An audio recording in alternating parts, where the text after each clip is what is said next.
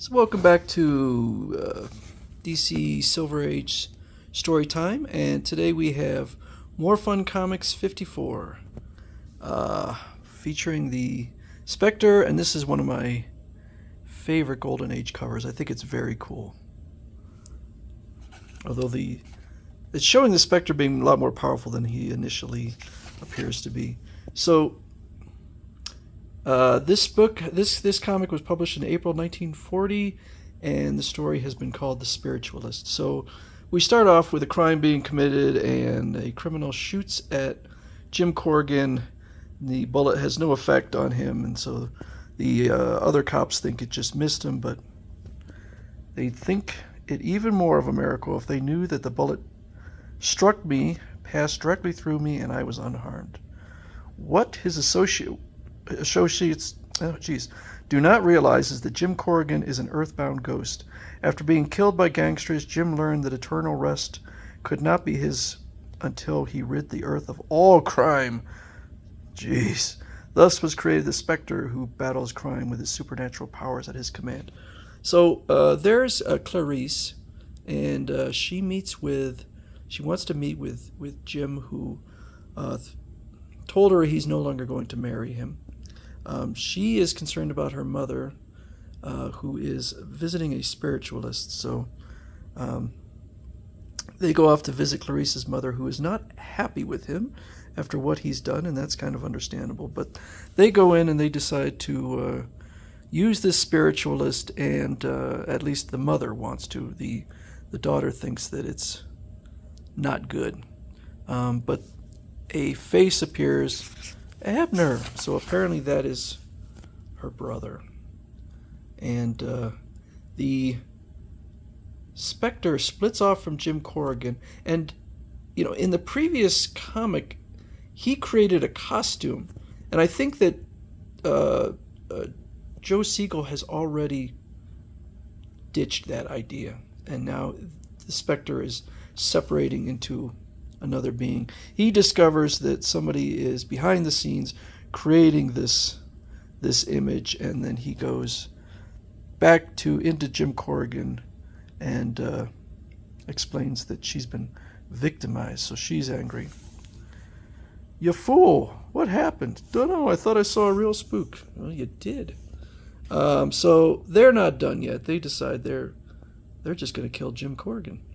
So he sends his assistant in, who attempts to stab him, but he just disappears. And then the Spectre comes out. Go back to Ronnie Set, that's the spiritualist name. Tell him that you have succeeded in killing Jim Corrigan. I shall do as you say. So he goes back. I think he's being controlled. I don't think he's doing it out of fear. I think he actually believes it.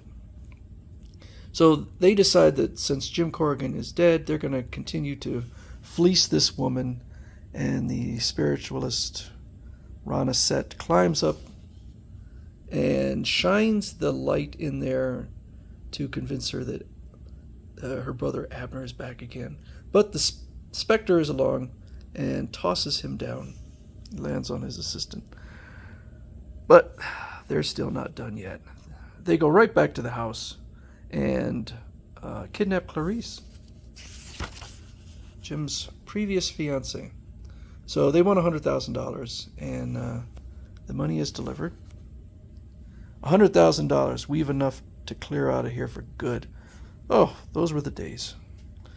But first, we've got to get rid of her. So they plan to kill her. The Spectre. Well, how does he know his name? Right, and you haven't a ghost of a chance with me. Oh, so he's being a little clever. They try to lock him in a steel room, but to no avail. And then Ronnie Set attempts to kill Clarice. This is the second time in two stories where somebody has attempted to shoot. In the previous one, they actually did. And all of a sudden, the Spectre is sent back to heaven. Jim Corrigan, once again, judgment is to be passed upon you. That voice, the same one that doomed my spirit to be earthbound. We have relented. Your mission is too gigantic for one individual. That's funny, because that's actually true. That's exactly what I was thinking. That's ridiculous, to end all crime. You shall be permitted to pass on to eternal rest. But I can't pass on to another world now, much as I'd care to. Clarice is in danger. She needs my help. The decision is yours, eternal rest or eternally earthbound. What is your answer? Now,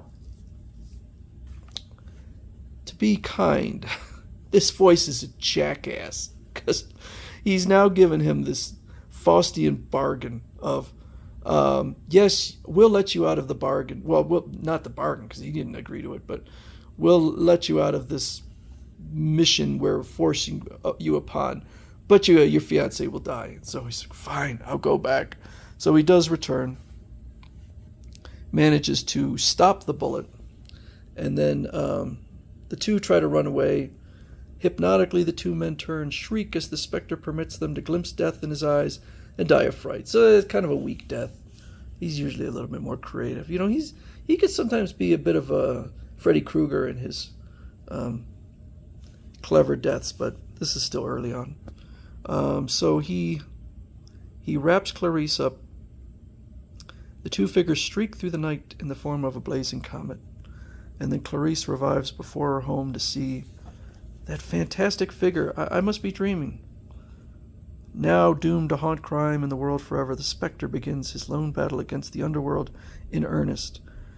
Well, he's not really the underworld. He pretty soon will be going on to take on some far more powerful opponents and otherworldly opponents. But in this one, it's just the spiritualist who appears to have no actual spiritual powers.